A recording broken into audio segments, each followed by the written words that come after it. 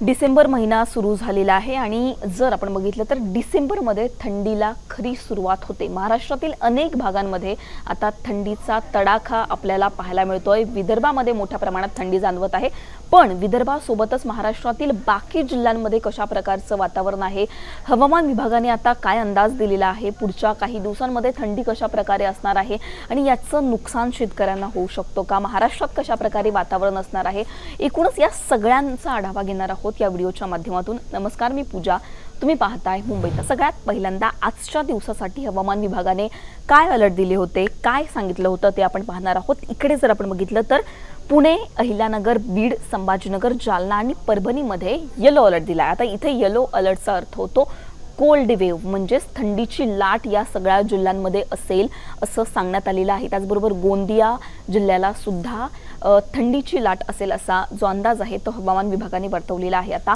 नागपूरमध्ये जर आपण बघितलं तर 15 तारखेला सगळ्यात कमी महाराष्ट्रामध्ये जे तापमान होतं त्याची नोंद करण्यात आलेली होती।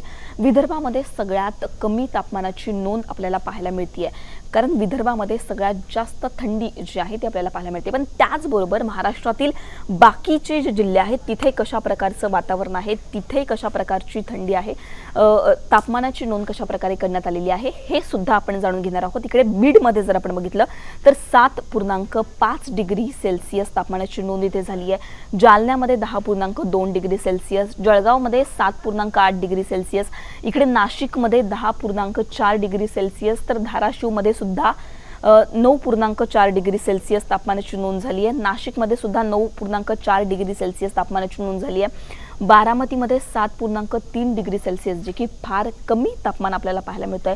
पुणे जिल्ह्यामध्ये सुद्धा 7.8 डिग्री सेल्सिअस, ठाण्यामध्ये 19.2 डिग्री सेल्सिअस। आता मुंबईमध्ये थोडीशी लेट थंडी सुरू होते असं म्हणतात, पण आता मुंबईमध्ये सुद्धा अनेक भागांमध्ये आपल्याला हळूहळू थंडीचा तडाखा वाढताना दिसत आहे। परभणीमध्ये सुद्धा आपण जर बघितलं तर 8.2 डिग्री सेल्सिअस तापमानाची नोंद झालेली आहे, त्याच्यामुळे हे सुद्धा तापमान फार कमी आहे। अहमदनगरमध्ये सुद्धा फार कमी म्हणजेच 5.5 डिग्री सेल्सिअस तापमानाची नोंद झालेली आहे। आता इकडे जर आपण बघितलं तर विदर्भामध्ये महाराष्ट्रातील जो विदर्भाचा जो भाग आहे तिथे फार कमी तापमानाची नोंद आपल्याला पाहायला मिळते। मोठ्या प्रमाणात थंडीचा पारा जो आहे तो विदर्भामध्ये नेहमीच चढलेला आपल्याला दिसतो। आता अकोल्यात जर आपण बघितलं विदर्भातील या सगळ्या भागांमध्ये कशा प्रकारे तापमानाची नोंद झाली ते आपण पाहूया।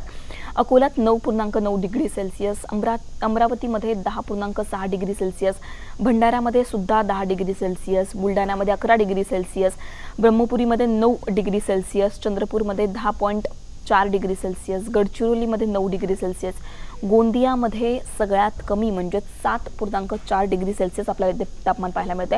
नागपूरमध्ये 8.4 डिग्री सेल्सिअस तापमान पाहायला मिळते। म्हणजेच विदर्भामध्ये जर आपण बघितलं तर 10 डिग्री सेल्सिअसच्या आसपास आपल्याला इथे थंडी पाहायला मिळते। म्हणजेच मोठ्या प्रमाणात थंडीचा तडाखा विदर्भामध्ये आपल्याला जाणवत आहे। आता जर आपण बघितलं तर पुढच्या काही दिवसांमध्ये हे जे तापमान आहे ते अशाच प्रकारे असणार आहे, पण पुढच्या आठवड्यामध्ये जर आपण बघितलं तर ढगाळ वातावरण महाराष्ट्रामध्ये असू शकतो आणि थंडीचा तडाखा अनेक भागांमध्ये जो आहे तो वाढू शकतो असा अंदाज हवामान विभागाने वर्तवलेला आहे। तर राहिला शेतकऱ्यांचा प्रश्न, त्यांच्या पिकांना याचं नुकसान होऊ शकतो का, तर सध्या तरी याचं कुठलंच नुकसान नाहीये, कारण जी थंडी हवी ती अजूनही म्हणजेच डिसेंबरमध्ये आपल्याकडे पडलेली नाहीये।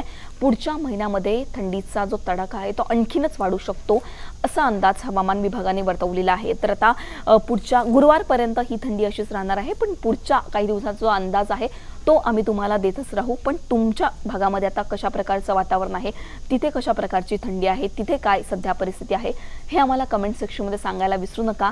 मुंबई तकला तुम्ही जर सबस्क्राईब केलं नसेल तर सबस्क्राईब करायला विसरू नका। धन्यवाद।